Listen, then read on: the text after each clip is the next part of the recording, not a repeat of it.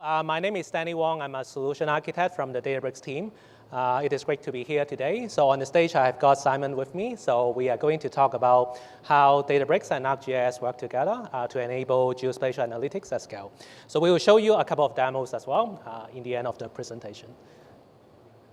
So for those who haven't heard about Databricks before, so we are a data and AI company. So we provide data and AI solution to enable our customers to build up their data and AI capability. So we still call ourselves a startup. I'm not quite sure what that definition is, but we have more than 8,000 employees worldwide right now. So we created a category that we call lakehouse. Basically, that means we are combining the best of data lake and data warehouse onto one single platform, which means that you can process structure and structure, batch and streaming data all on the same platform. And we are also a creator of a number of open source libraries, such as Delta Lake as the storage layer, open source storage layer. MLflow help you to manage the end-to-end machine learning lifecycle. Spark provide the parallel processing capability, and also Mosaic AI bring on generative AI capability to help our customers to build their own Gen AI applications. So I think there's a seismic shift. There's a very big shift in geospatial analytics right now. And it is not uncommon to see there's a lot of bubbles and silos within an enterprise. They might be using one tool for data analytics, another tool for streaming, and then yet another tool for machine learning. And at the end of the day, there's a lot of different tools, and you have to got a lot of different talents, different skills people to maintain and manage those. What Databricks provide is a turnkey solution, a single platform for all those different roles, like data engineer, machine learning engineers, GIS analysts. They can all collaborate and connect and innovate on the same platform. And historically, geospatial analytics is kind of divided from the rest of the data stack. And it creates a number of problems. So first of all, it is quite hard to collaborate because you have to copy data from one to the other, and that is not straightforward and easy. And scaling large geospatial workload is not easy as well. Like when you are working on petabytes of data, usually customers will start to struggle. And also in geospatial, there's a lot of different data types. So handling all those complex data types could be painful as well. So I will pass it on to Simon to talk about how GeoAnalytics engine can bridge up the two well.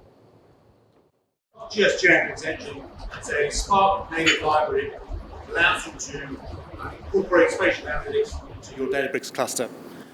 Now, it extends Databricks with an Esri geometry type, so it can deal with all the peculiarities that we're familiar with geospatial data, like multi-part features and Z values and the various GDA 2020 transformations that we have to work with.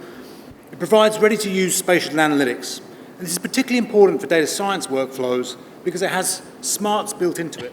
So if you've got two data frames, if you're doing a spatial join, it does spatial indexes on the fly, two different coordinate systems. It chooses the right transformation for you to help them avoid making any mistakes. Now, Esri took a range of the same trusted tools that we already use in ArcGIS Pro and essentially rebuilt them to work in the Spark architecture. Now, these tools work at a data frame level. This is similar to layers in GIS, snapping GPS tracks to a road network, geocoding large volumes of data using an Esri address locator, doing network analysis, not using an API, but actually using an Esri network data set local to the Databricks cluster. Now, a lot of the data in Databricks typically has a time series element to it. A lot of these tools support time series, time-stepping the output. So, for example, taking a series of outage data and doing hotspot analysis against it, but then outputting it into maybe 1 month slices so that you can slide through that data set in either Esri or another platform like Power BI. Now, there's over 180 functions and tools. These functions work at a row-based level and provide a data scientist more flexibility and control on working with the data. If you're familiar with PostGIS, there's a range of ST-like functions that you can work with, binning functions for aggregating data, track functions for movement data, such as looking at the behavior of vessels in an offshore wind farm, spatial relationship tests. Maybe you want to geocode a whole series of address points and then work out how many of them are near a bushfire front. Now, on top of the existing data sources that are already supported by Databricks, GeoAnalytics Engine brings additional support, in particular for feature services, referencing those in the pipelines, but also at the end, writing back into the GIS your valuable outputs. Other formats that are popular are also GeoJSON and GeoParquet. Now, accessibility analysis down to the building level for essentially Greater Sydney, for a whole range of different facility types, pulled directly from the Spatial Collaboration Portal for 1 million buildings is a big compute problem. And with that, I'm going to pass to Danny to hopefully crunch this. Thank you, Simon. So, ready for some demo? Yep. Okay, so let's see the first demo. Can we switch the screen? Cool. So, so this is the Databricks user interface. It's all web-based, very clean and tidy. So this is the compute screen. So when you are performing any types of analysis on Databricks, you will attach to a compute. So we provide different options, like you can choose your own worker type, depends on your use case. You want a bigger VM or smaller VMs, and you can also specify the number of workers as well. And it is all powered by Spark, which basically means like if you put in more compute resource, you can parallel process that, and you will get your result sooner. And you can also enable auto-scaling as well, like if you want it to scale up and down based on your workload. And we also install all the GeoAnalytics engine libraries with this init script, which basically means like I can create a fleet of clusters with all the libraries and dependencies installed. So let's take a look at the first demo. So, so for this demo, we will be looking into the accessibility in inner Sydney. So we are trying to understand for all the buildings within inner Sydney, how long does that take to walk to a transit station? And how long does that take to walk to a school? So we will perform this analysis. So with this, we will be ingesting a number of data sets. So first of all, we will be getting data from the Living Atlas. We'll get the transit stops, schools, etc., all those data into Databricks, and we will also getting the buildings information from the Overture map, which is open source data sets. And we will also use the TomTom network data set as well to perform network analysis, and then write it to ArcGIS for visualization. So don't worry about all this code, because nowadays, like you can generate a lot of those codes with Databricks Assistant as an example. I just want to illustrate like how easy is that. So to enable GeoAnalytics engine, you just need to run a few lines of code. And also for those sensitive information like username, password, you can store that into a Databricks secret so that you don't have to put in your username, password in the notebook. And with this network data set, there's a lot that you can do. Say, for example, you can create routes, you can create service areas, you can perform batch origin destination metrics, and there's different travel modes that you can choose from as well. So I just list out a number of travel modes, and in this demo, we will pretty much focus on the walking time and walking distance. And transformation is key, like especially when you are doing measurements or area calculations. So in this example, we are trying to show like if you got data that is in WGS64, you can easily convert that into GDA 2020, the New South Wales Lambert coordinate system, quite easily. So in this case, we are just like listing out all the possible transformations. And then let's try to bring on some data. So as illustrated in the diagram before, we will be bringing in transit stop data from the Living Atlas. We will read that into Spark data frame, and we will do the transformation to the system 8058 live. And then we will also bring in data from Digital Atlas as well. So in this case, we will be filtering based on this LGA codes that we are interested in. And then we perform a spatial join. So within this inner Sydney region with all those LGA codes, after the joins, after the filtering, we are looking into 41,000 of transit stops. And we can also visualize that on Notebook as well. And then the next thing, you can use the create surface areas too to easily create a 5 minutes walking catchment area. So you can see like just a few lines of code define like the cutoff time, then you can find out all the roads and streets that has a 5 minutes walking distance from the transit stop. And then we are bringing in another data set from Overture Maps, which is an open source data set. So in this case, those data are in GeoPacket format, and it is sitting in a blob storage.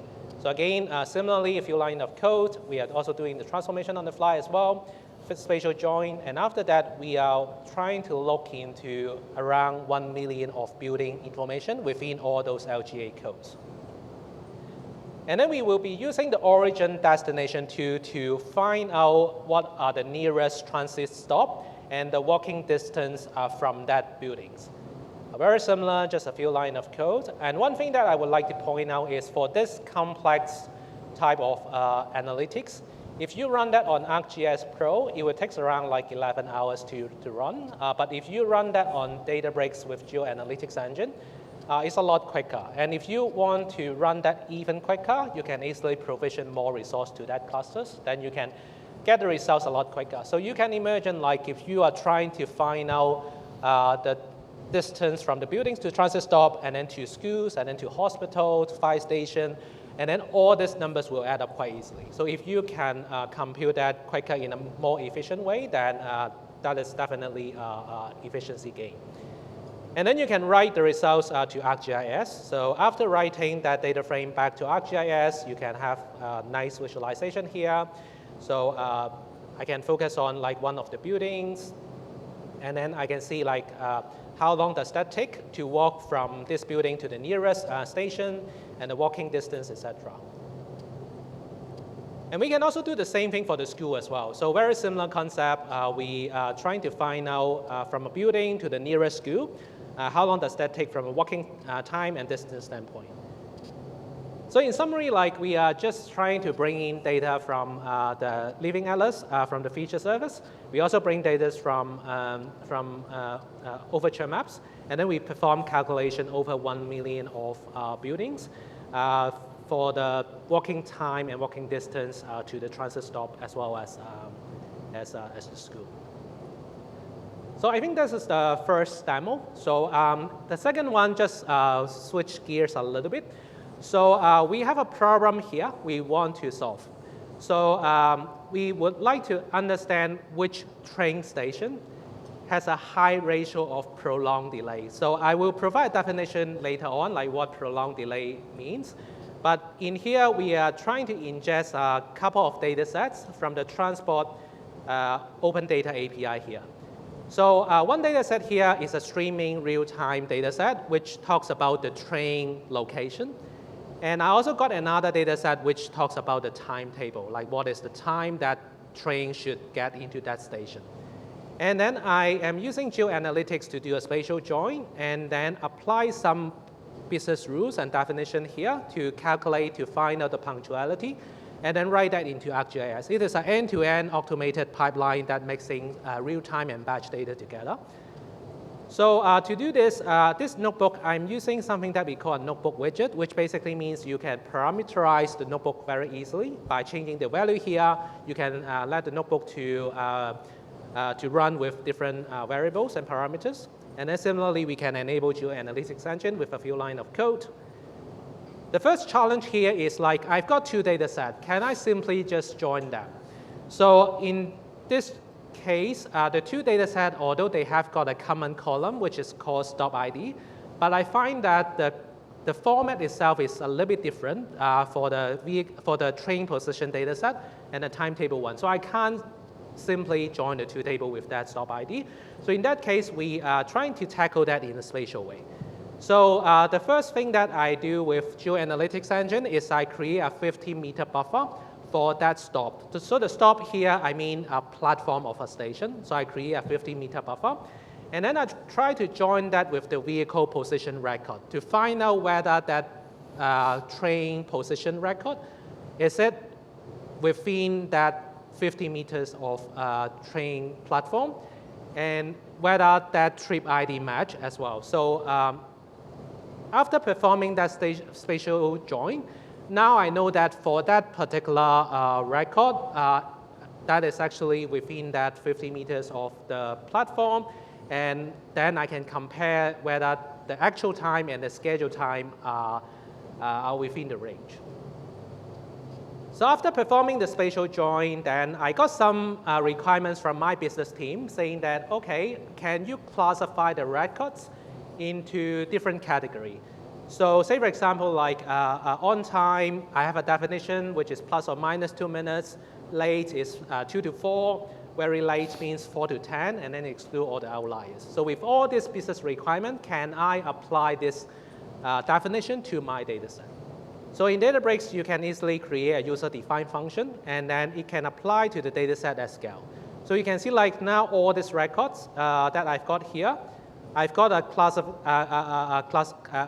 class at the end saying that like whether it is on time, which is 0, or 1 or 2. So I can apply this at scale in a very efficient manner. And then what's next? Like if I got this data set, what can I do with it?